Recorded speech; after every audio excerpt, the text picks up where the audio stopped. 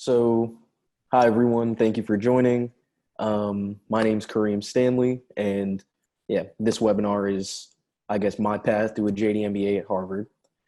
So the way I like to kind of structure the conversation, and I do want to make it a conversation, so feel free to, as I'm going through all the details that I'm going through, shoot me questions in the chat, and I'll iteratively respond to them, so that we don't go too past, we don't have to go retroactively back. Uh, yeah, I like to kind of start just from childhood and then kind of continue to, I guess, at present day, kind of where I am currently. Um, so uh, I'll just start from like the very beginning, essentially. So I am, again, Kareem Stanley. I'm a native New Yorker. I grew up in Queens, New York, and I am the son of Jamaican immigrant parents. And that's something that is pretty important to kind of the individual that I guess I become.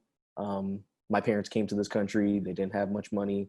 At that time, they had two kids, so my two oldest sisters, and I was born here in the States along with the youngest sister, my youngest sister, who's still older than me, but either way. So the four kids, and then my parents kind of grew up in Queens, and I guess I saw the development of my parents from the very beginning, from grassroots, like not having very much to the point that they're kind of more comfortable now in life. So neither of my parents had the opportunity to go to college. Both of them have high school degrees or high school diplomas from Jamaica. So, because they didn't have the opportunity to go to college, I saw that the type of profession that they had to pursue. Like they for the entirety of my life have worked in blue collar jobs. And I saw kind of the wear on their bodies. I saw the wear on their minds.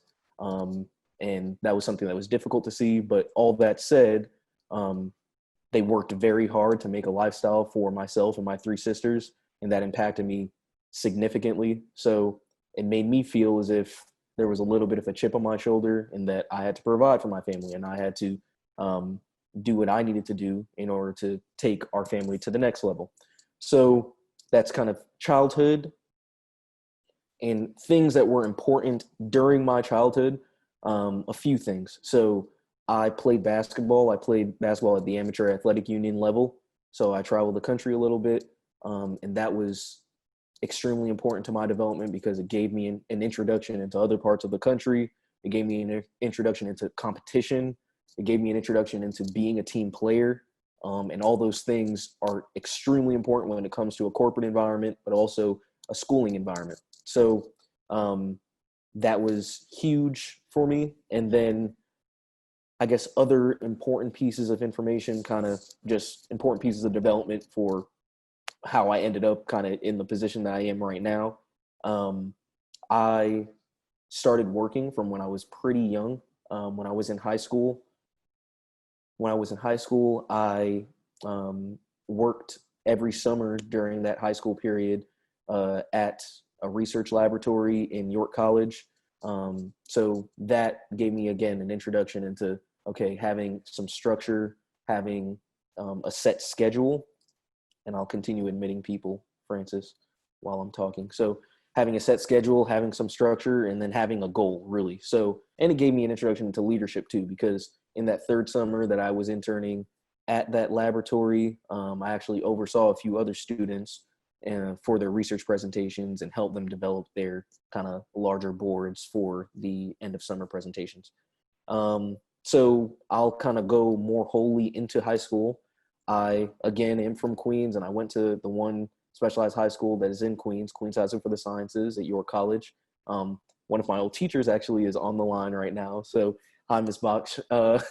So if I had to choose a specific moment in my life or a specific event that allowed me to go from kind of Kareem from before to opening my mind to see opportunities that I could take a hold of that were in front of me, it was the attendance at QHSS. So that's one big piece of advice, or one big piece of just information that I would say that should not be taken lightly. Like the importance that going to a specialized high school had in my life, the importance of education altogether. Um, yeah, because that was something that was impacted upon me from my parents. My job is to go to school and do well in school, and they put a huge effort forward to get me into the best schools that they could, to put me in the best districts in New York. To like, education was paramount. So went to Queen's House for the Sciences at York College, and that highlighted my preference for science and mathematics. So because I went to QHSS, I was able to take advanced courses. I was able to have teachers that had advanced degrees and were kind of professionals at this. So my physics teacher when I was in school was a PhD. My chemistry teacher when I was in school was a PhD. My calculus teacher, an engineer, so on and so forth. Like the list kind of goes on. So there is an appreciable benefit to going to one of those specialized high schools. And because I went to those high schools, or because I went to Queen's High School for the Sciences, I was able to take AP courses. And I was able to take a whole slew of them. So I took BC Calculus. I took both physics, so electromagnetism as well as Newtonian mechanics.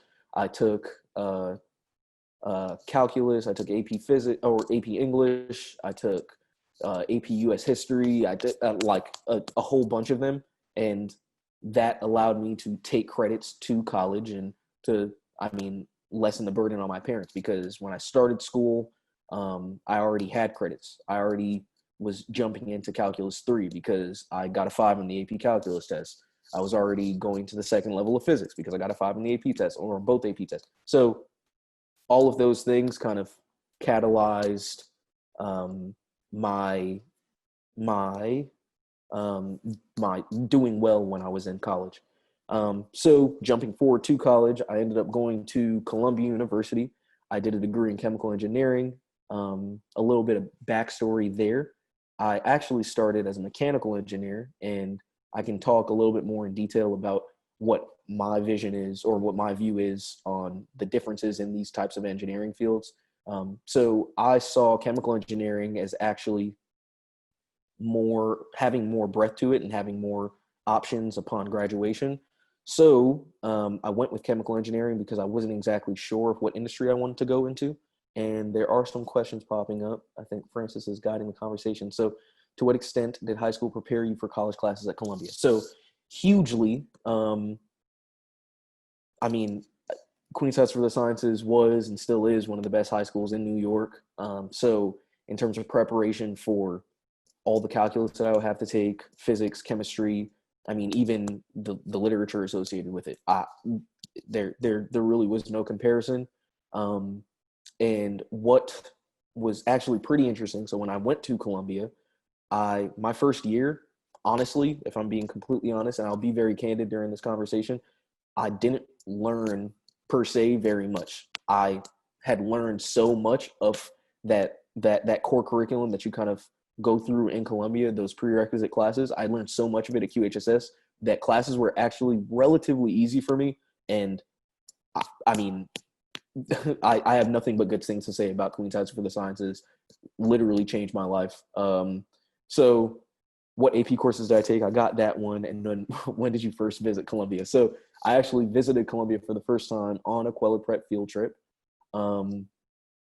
And so I guess a little bit more of a background. I only applied to schools in New York because my family was at a pretty developmental stage. My middle sister had her first baby, so I didn't feel comfortable kind of leaving the family during that time. And I wanted to just have the accessibility to home in case they needed my help. So I only applied to schools in New York. I applied early decision to Columbia. I got admitted, thankfully, and I guess the rest is history. So while I was at Columbia, like I said, came in with a good amount of credits because of the coursework that I had in Queen's High School for the Sciences.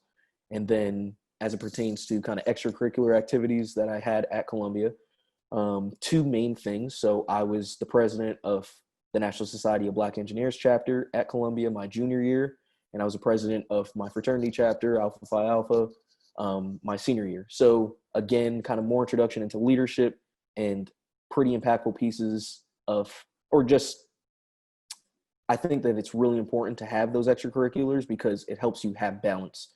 Like people at work always talk about work-life balance, and oftentimes people struggle with that work-life balance piece because they've always been singularly focused on something. So they've always been singularly focused on doing well in school, or they've always been singularly focused on their professional development.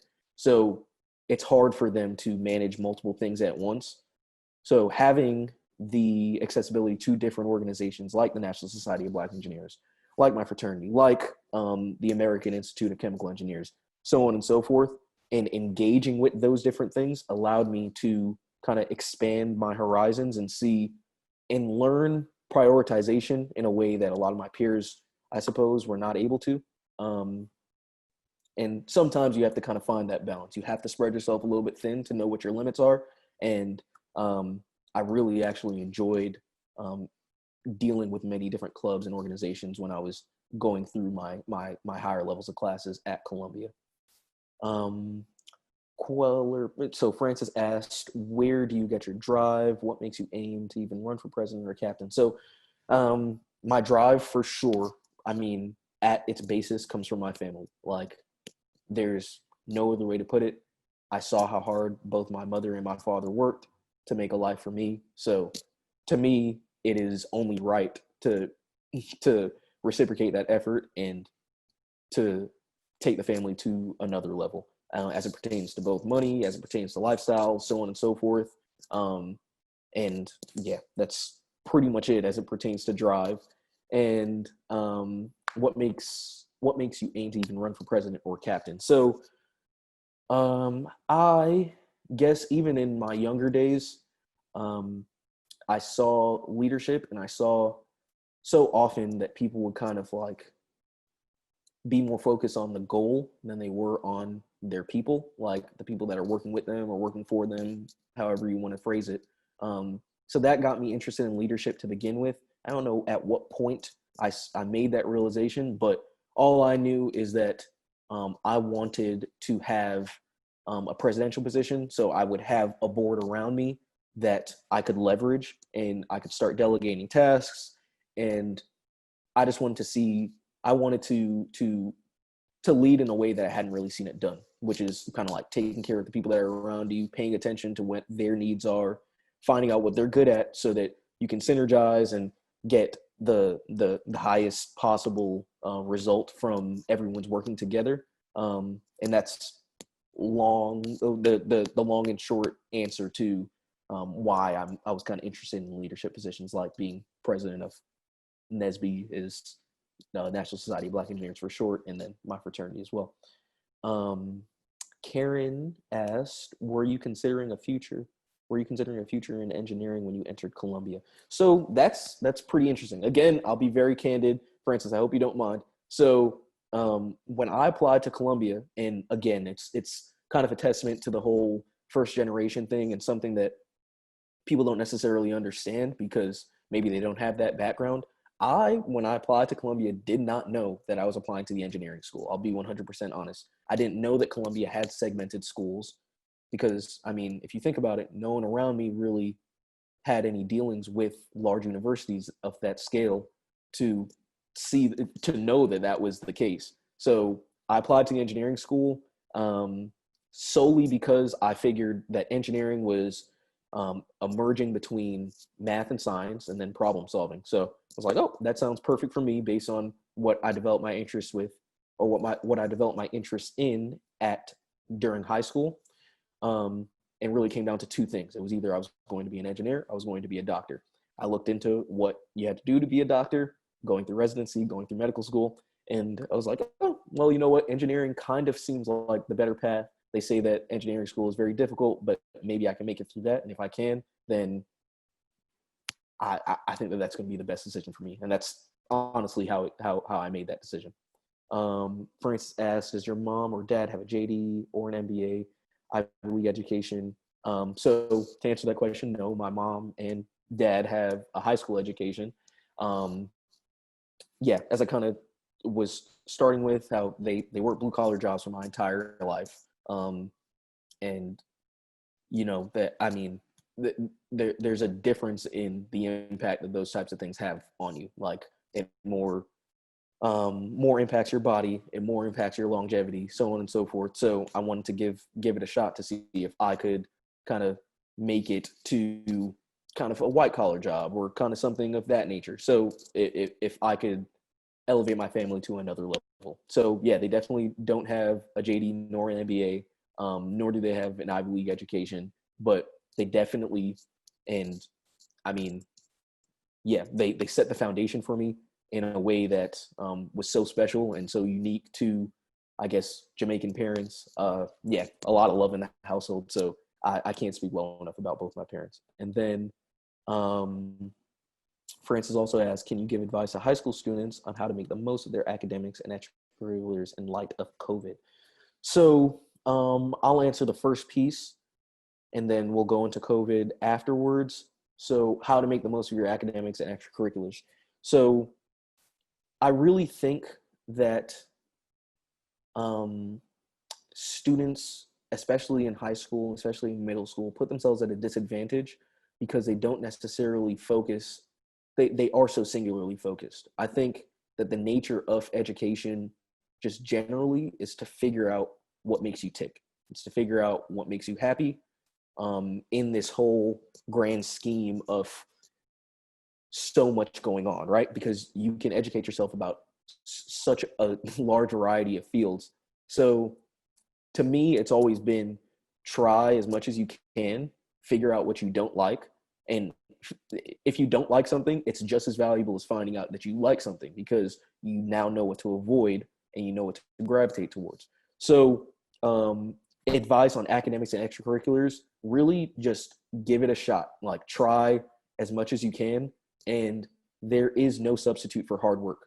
Like people always make this analogy. There's hard work and then there's raw talent, right? And hard work will always beat out raw talent in the long term. So even if you are talented, and I think like I gravitated towards science, STEM fields altogether pretty quickly. So I think I had a little bit of that raw talent, but without the hard work, it actually doesn't mean anything.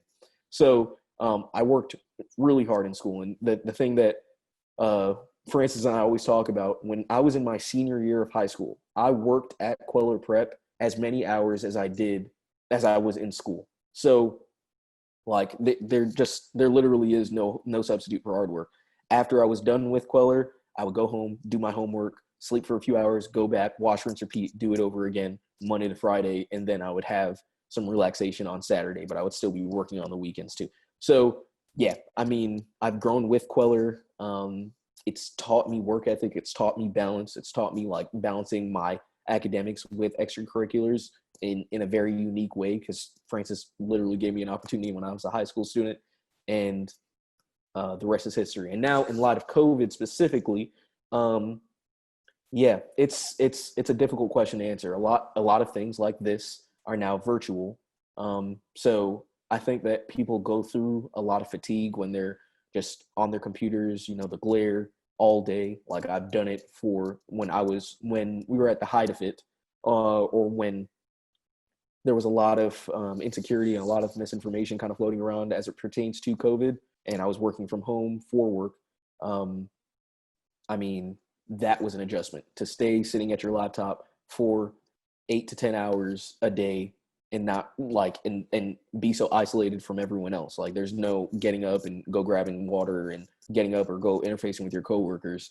It's, you sit there and you hammer away at work, and that's an adjustment. But I guess my advice as pertains to COVID specifically is kind of schedule breaks, honestly, because I mean, you have to give yourself some time to transition from one piece to another. You have to give yourself some time to interface with other human beings. Like it's just human nature. So yeah, I think schedule breaks, try to stay as focused as possible. And oftentimes it actually helps if you keep your camera on. It just mentally just helps you focus more because you know that people are looking at you. So you'll kind of stay on your P's and Q's. So that's something that I've actively tried to do. Like,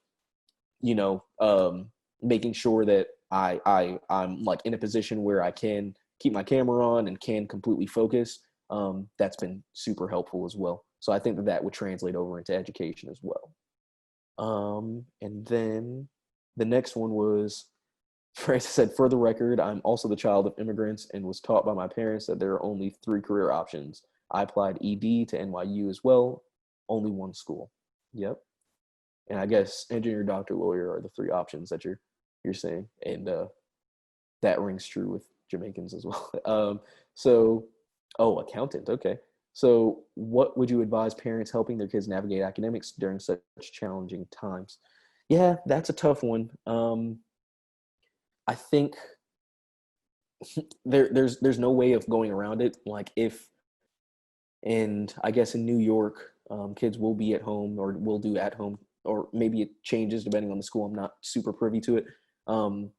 Balancing jobs with having kids at home, I can't even imagine the level of difficulty. But I think my only piece of advice when it comes to parenting in COVID times is actually like to give your kids some separation. Like allow them to have their own space to kind of work through their academics, and it'll also give you a little bit of space, just because it's kind of similar to what goes on in school, right? Like you get space away from your kids, and it helps them gain independence. And yeah, definitely kind of help them develop their schedules and help them go through it. But I think in such transition or such periods of such great transition, a part of it, the kid has to kind of get their own way of adjusting to it. So I think giving them their own space and giving them their own desks, giving them their own, place where they get productivity done, or where they are productive, is pretty important. And that would be my only piece there. Someone asked, any tips on admission to Columbia? What were the highlights about your experience there? So yeah, I definitely have tips. So I think that my tips to Columbia kind of translate over to tips for getting into a top engineering program. So in my mind, I see 2 distinct roads, or 2 like relatively easy roads of getting into a top engineering program. The first is kind of science competitions.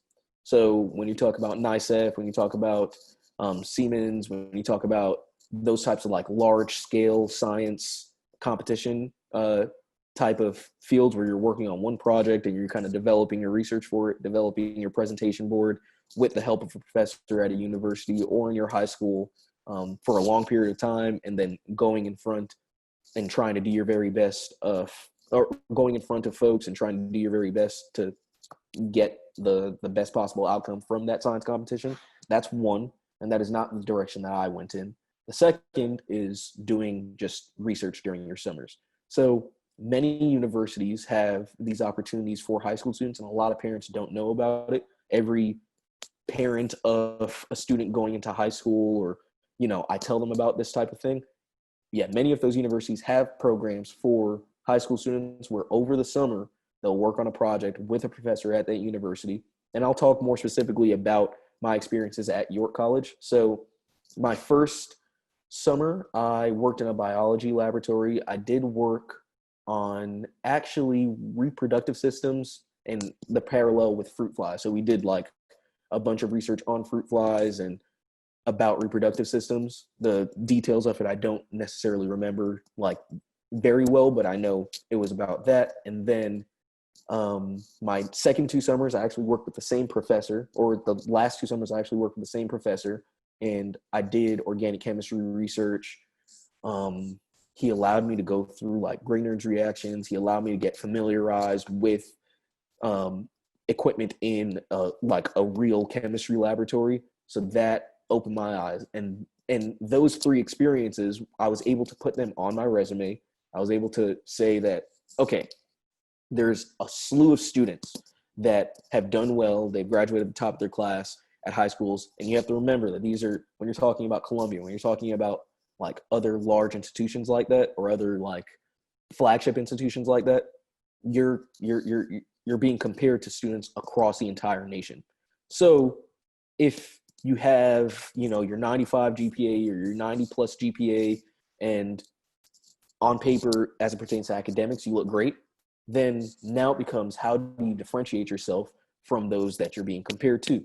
So, yeah, like I said, it's going to be those science competitions, or it's going to be kind of research opportunities that you can get during the summer from universities, and you just have to kind of like look for them. And sometimes they're a little bit difficult to find because, funding for high school students isn't as great. So sometimes it's a little bit difficult to find them, but many, many colleges and universities have them.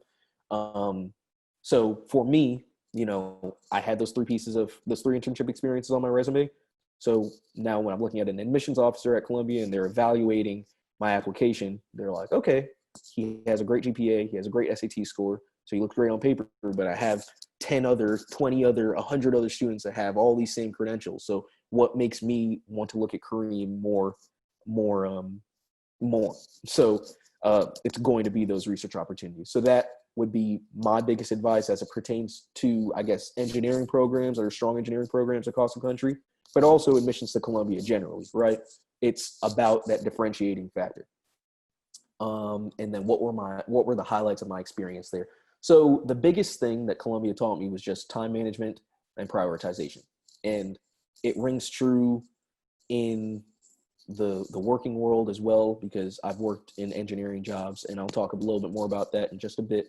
I worked in engineering jobs since I've graduated, and that's what they're all about. Like, you'll just be thrown a whole bunch of different projects, and the onus is on you to balance your time and prioritize what needs to be done based on the feedback that you're getting from your superiors. So, I mean, I learned that in Columbia because so many different pieces of stimuli are hitting you. You have to focus on this organization. You have to focus on your academics here. Oh, a test is coming up here.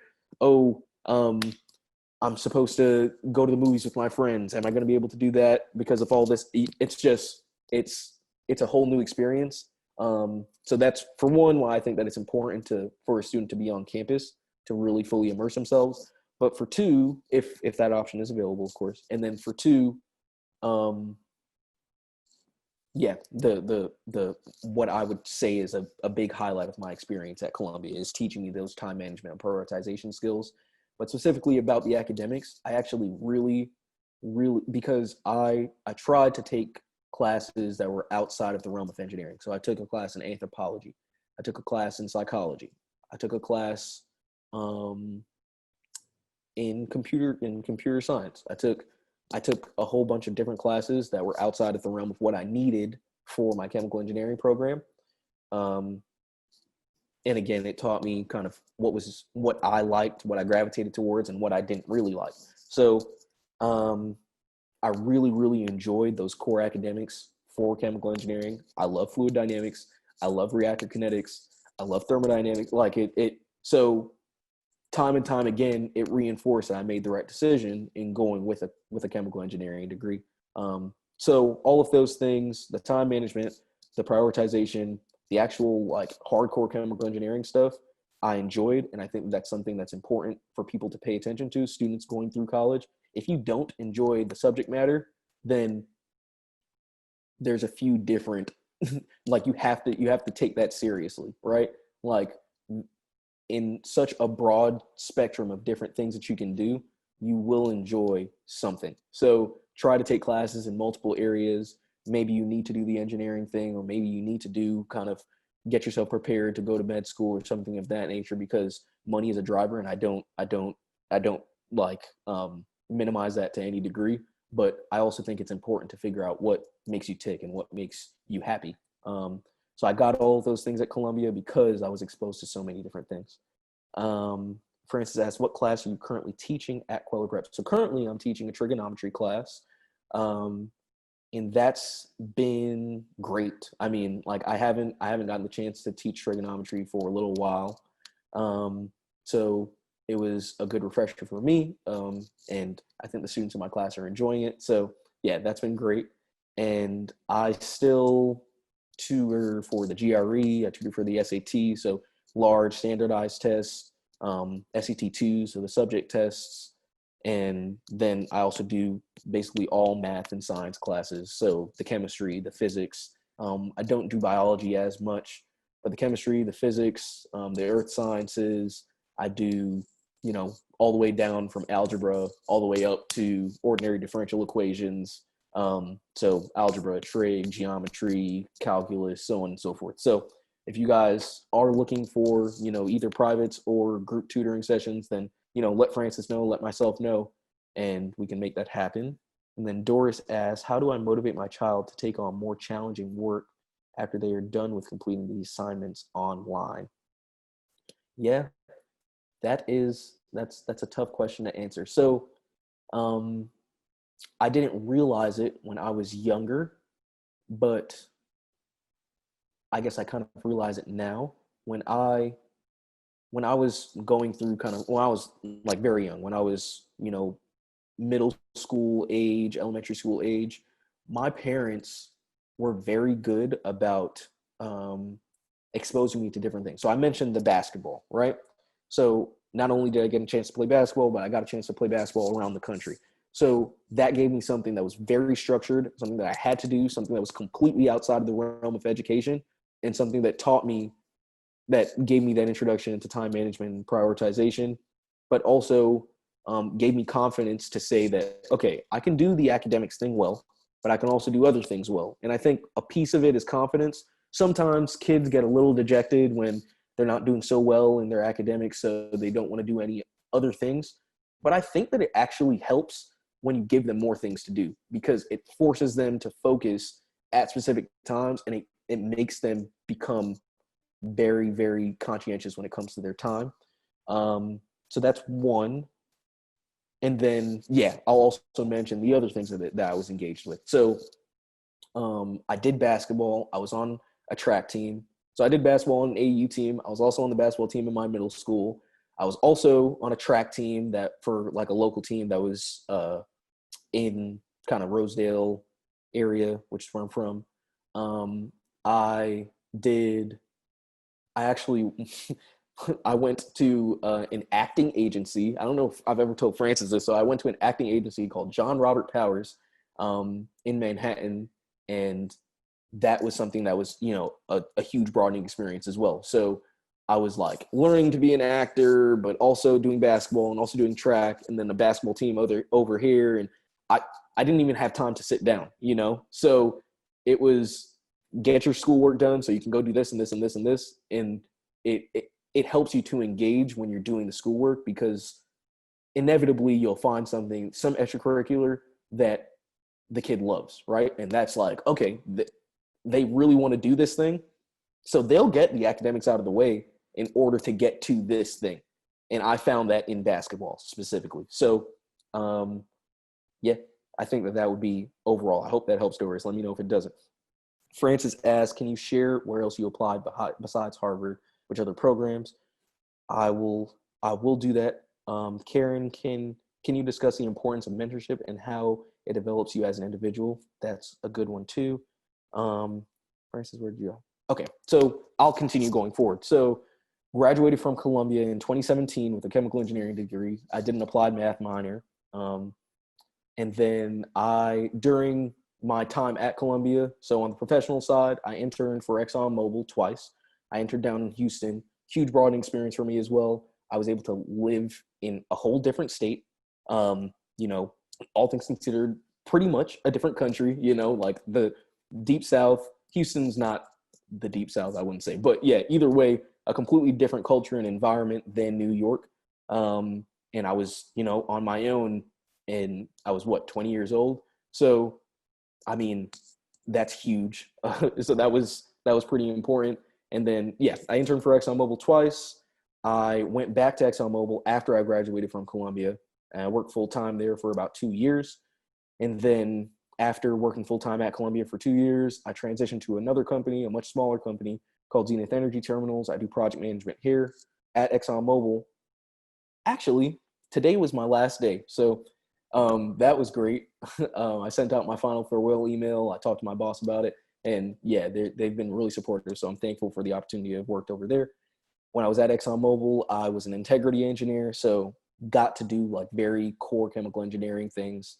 So that was great, a great transition from, the academics into my job, into kind of the professional world. So now, having been at Zenith for about a year, during my time, so like well before I applied first round, I applied for both business programs and law programs and to answer your question, Francis, 3 schools. So I applied to Harvard, I applied to Chicago, the University of Chicago, and I also applied to the University of Pennsylvania. Thankfully, and I'm like very appreciative of this. I don't like this is I'm kind of shocked and awed and thankful and grateful, all those things. I got accepted to all of them. So I ended up going with Harvard. And that answers that one, the importance of mentorship. So I've developed mentors throughout the entirety of the time that I've been going through high school, into college, into, even before high school, honestly. Like I still, to this day, a few days ago, I talked to my coach of that AAU team that I played for when I was in middle school. In high school, I stayed connected to the physics teacher that I had, Dr. Ravel. At Columbia, I mean, that's just a lot more people. Obviously, I have very, very close friends I went to Columbia with. I have very close friends that I went to high school with, and I still stay in touch. And also kind of the professor relationships, the research opportunities that I had at Columbia. I mean, everything. So, and then now in the professional world, I've seen the effects of mentorship more and more, kind of just by virtue of the fact that now I'm a professional, so I have a little bit more to offer to other professionals. So that relationship that I'm able to develop with them becomes inherently more symbiotic. So, about mentorship just generally, I guess mentorship is really that. So kind of similar to the piece about admissions to Columbia, right? You get all the prerequisites right. You get your GPA right. You get your SAT right. You get your essay looking great, so on and so forth. But what is that differentiating factor that will set you apart from others? So the differentiating factor as it pertains to admissions to university, oftentimes becomes the experiences that you have. If you're going into a medical field, have you ever had the opportunity to volunteer at a hospital or to do some type of assistantship or something of that nature? If you want to go into an engineering field, have you ever done research so that we know that you are able to kind of take hold of the academics that you're about to get exposed to because you've had a deeper dive into them from before. But now as it pertains to professionalism, it's the same way. You have to get all the prerequisites right. You have to deliver when it comes to deliverables at work. You have to interface with people and, make your connections. You have to reach out when you don't know the answer to things. So there are there's base level prerequisites. And oftentimes the biggest thing is just about the deliverable piece. You just have to perform, right? And once you have all those things taken account for, what is that piece that differentiates you from your peers that will allow you to elevate within your company or elevate within your career? And mentorship is the answer to that question. So, for example, going from ExxonMobil to Zenith, a big mentor of mine, and I'll just even mention his name too. His name's Anthony Walker. So, talked specifically with him because, and he's a professional. He's worked in finance for his career, but he's gone through a few different jobs, right? So now he has the experience of transitioning from one job to the next when, the pay on one job looks good versus the pay on another job. So I talked to him specifically about that type of thing. I talked to him specifically about opportunities that I'll be able to get going from a large corporation like ExxonMobil to a small company like Zenith, a startup that has 300 people working for it, right? I talked to him about opportunities, to kind of broaden my scope and specifically about going from a corporation to a startup. You just have more responsibility, right? Because when you have 80,000 people working with you versus 300 people working with you, then there just become more responsibility has to be on you if you're only working with another 299 people, right? So having the mentorship and having the ability to have those types of conversations, I mean, Eric Lyons, like the list goes on. And having those folks to be able to bounce ideas off of is huge. So I again, mentorship is just something that's huge, and developing relationships throughout both high school, college, your professional career, all of that is extremely important. And what it really boils down to, honestly, is just being a decent person, right? Like, you just want to be a person that people want to work with. I always say that, like, oftentimes we go into relationships seeing what we can try to get out of them, right? Like, that's how the professional world works. You talk to the managing director of your company because you want them to plug you into the next opportunity. You talk to some associate at a company so that they can get you an internship or something of that nature so you can get recruited. And I don't think that that's the right approach. The right approach is, okay, I'm talking to this person, they have something that I want, but also seeing within yourself that you have things to offer. So reaching out, is there anything that I can help you with? Having a candid conversation, connecting with them on the basis of something that you both, some common linkage that you both have. I mean, that's more important than, outright asking for, hey, can I have this internship? Or, hey, what do you think about this opportunity? Can you plug me in for it? Hey, this, or like making a direct ask. So developing those relationships is huge. So in line with mentorship, I think it's important for the mentee to also try to give as much as they can. Francis asks, how did you opt to even apply for a higher degree? We already have a great degree from Columbia and a job at ExxonMobil.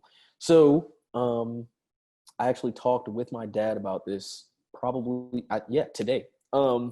So he was basically telling me, hey, my friends don't really, like, why is it that you would go back to school? Or in him telling his friends about kind of what I'm doing, how I'm leaving a job to go back to school. Some of them don't really get it. And, they're just trying to understand what my logic is behind it. So when you get to these large corporations, when you get to even like people who have started startups, oftentimes those people have higher degrees, and not necessarily because they're inherently smarter or that they're better than anyone else. Oftentimes those higher degrees get you connections to other folks who have the same level of the same level of ambition to elevate themselves to the next salary increment or the next level of responsibility or so on and so forth. So a large part of it for me too in getting the higher degrees is the connection to other folks that are like-minded.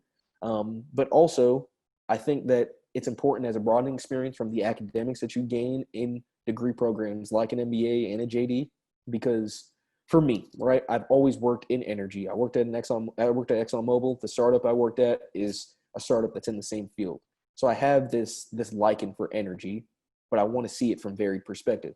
So the decision makers that are in an energy company are not necessarily the people who understand the technical aspects of it. And that's all that I was getting exposure to this point. But yeah, they're just not necessarily the people who have that technical understanding. Oftentimes they have a little bit of technical understanding, but they understand the legal basis behind things. They understand the business drivers behind things. So I wanted that for myself, and that's why I pursued both of the degrees. And thankfully ended up at the place that I wanted to. And I guess the rest is history there. And then Athena and Ambrose asked, how did you get your mentors?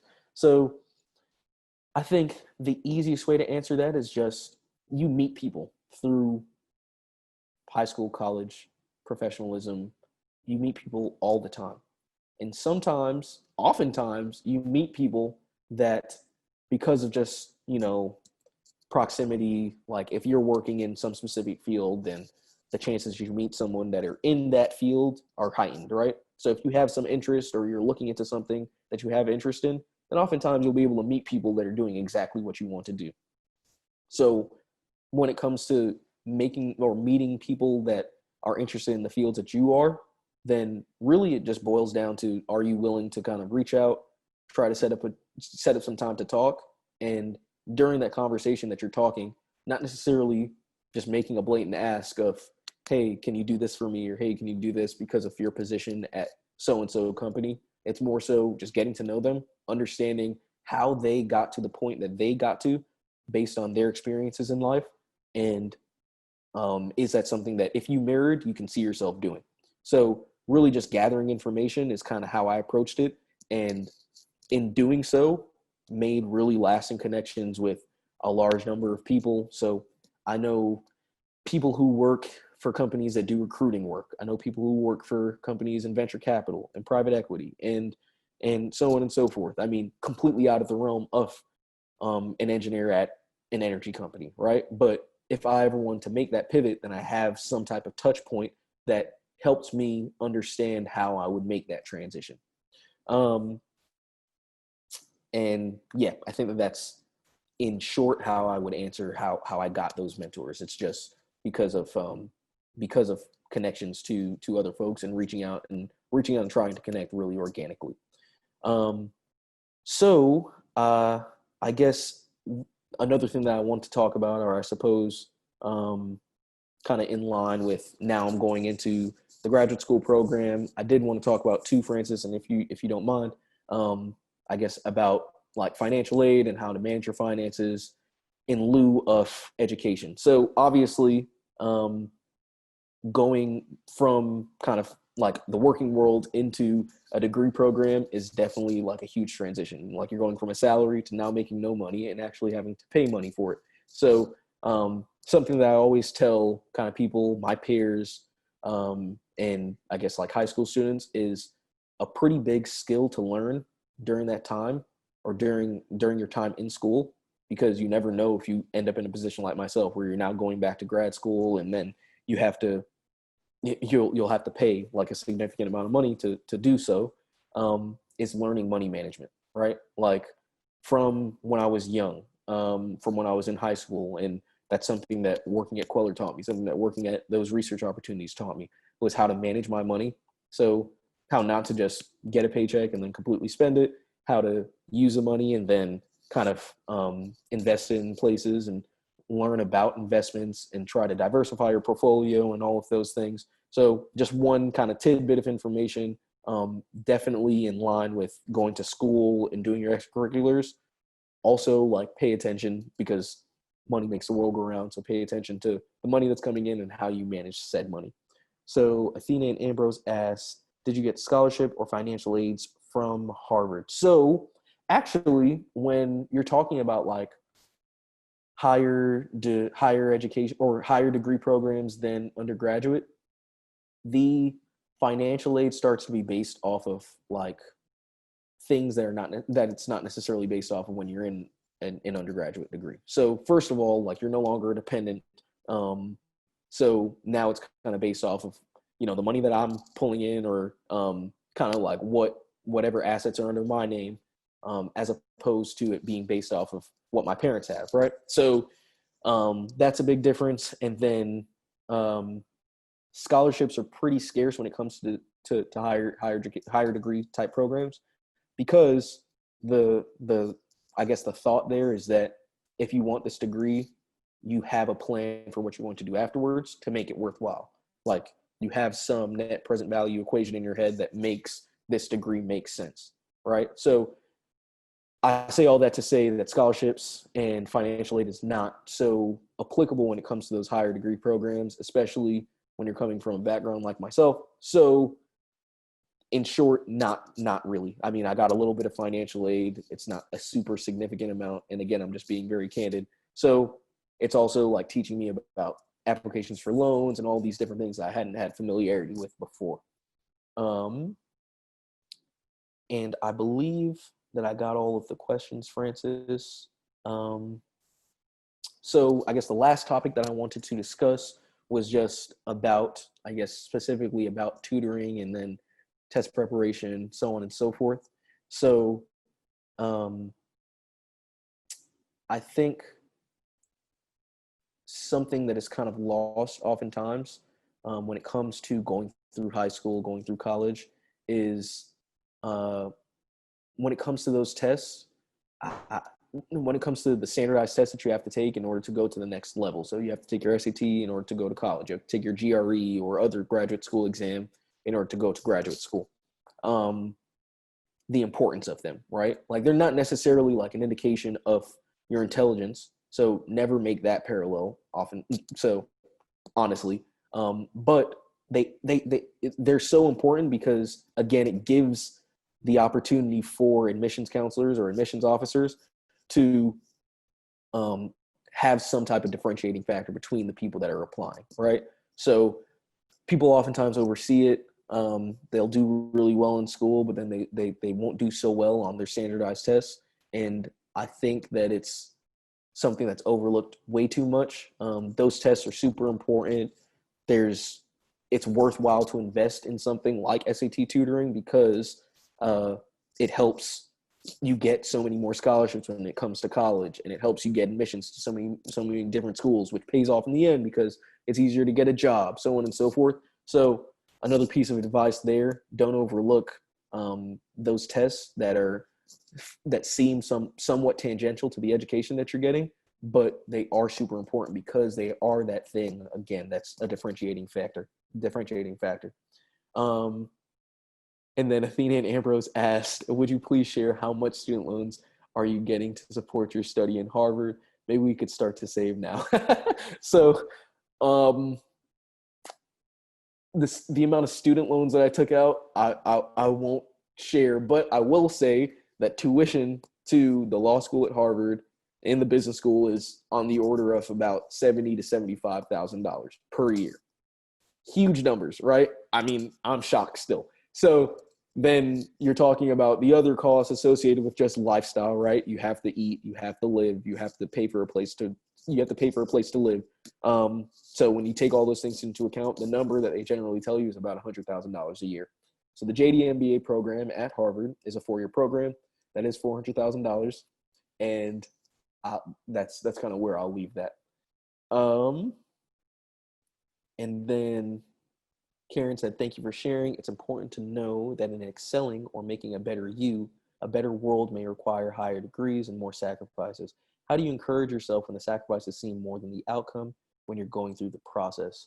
So yeah, great question, Karen. I think that you have to know, in going through all of these degrees and all of like the education that you go through, not every single thing that you learn every single day is going to be completely relevant to what you want to do in the long term.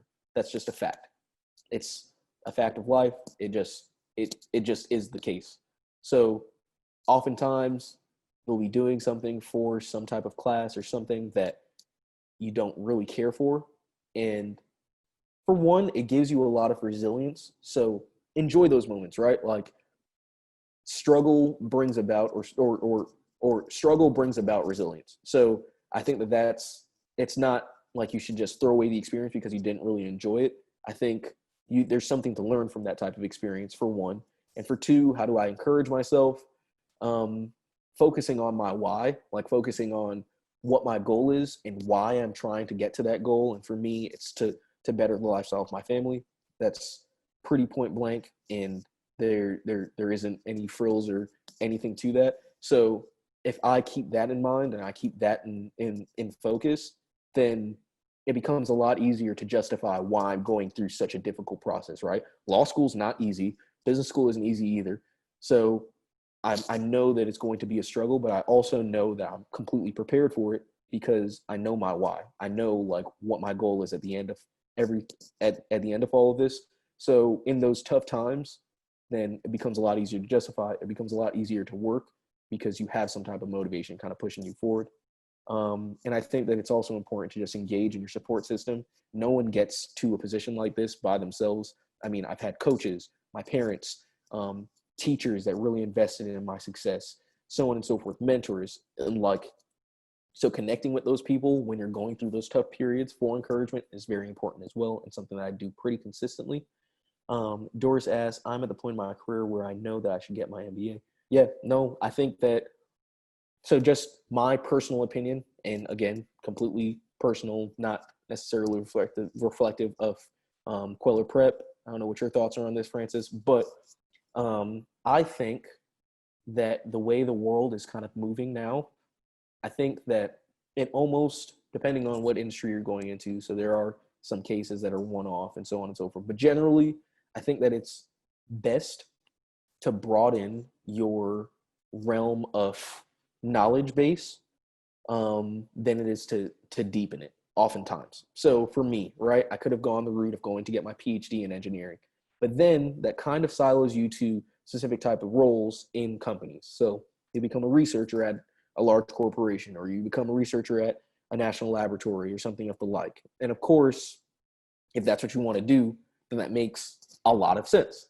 But that isn't what I wanted to do. So having the optionality that comes with having breadth of experience. So now I'll have my JD, so I'll have a law degree, and then I'll have a business degree. And then I'll also have an engineering degree. So now I just have more opportunity, right?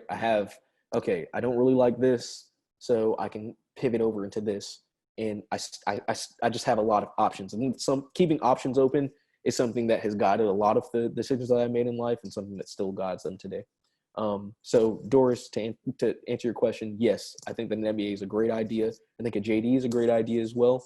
For one, because I mean, oftentimes it helps you get to the next salary level, which is always great. But for two, because it broadens, hopefully, the experience that you have had in the past and makes you more valuable to those companies. Athena and Ambrose said, you were very brave. You were so brave to pursue your higher dream. Thank you for sharing. No problem. And yeah, no problem, everyone. Feel free to reach out to Francis.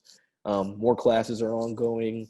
Yeah. And I'm happy to connect. Just if you need advice or so on and so forth, just kind of let Francis know, and we will get you taken care of. And then Francis said, grab all the higher degrees that you can. Smart life advice. You can pivot careers. Yeah, no, I mean, that's huge. Just options is what we need, like the world is changing so rapidly. That's something that COVID has taught us, in terms of now being more in a virtual environment. And I mean, automation, artificial intelligence, there's so much going on that makes it so critical to broaden your experience, to broaden your knowledge base, so that maybe you're not utilizing this specific experience that you've had, but now you can utilize this piece. So maybe I'm not utilizing my engineering degree as much, but I can use my MBA. Maybe I'm not using my MBA as much, so I can use my JD, so on and so forth. Doris said, and you can also synergize and use all of them at the same time, which is my hope. And Doris said, experience and hard work can only get you so far. An advanced degree would set me apart from my colleagues. Yep, I 100% agree. And yeah, Francis, as the thank yous are coming in, thank you all for kind of spending the time with me. If you have any questions, just let me know. And yeah, Francis, I think I don't want to keep anyone on the line longer than you needed them to be. So just let me know kind of what you're thinking when you get the chance.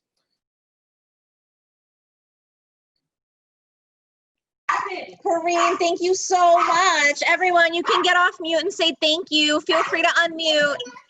Thank you. Thank you, Kareem. Thank you. No Thank you, problem. Kareem. Thank you for helping Maito. Thank you. No problem. Thank You all have a good night. Thank You all have a good night. You all have a good night. Thank you. Thank you. Say thank you.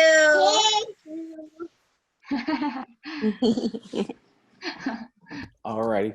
So, Francis, if you're ready to go, then just let me know, and I'm gonna jump into that trigonometry class.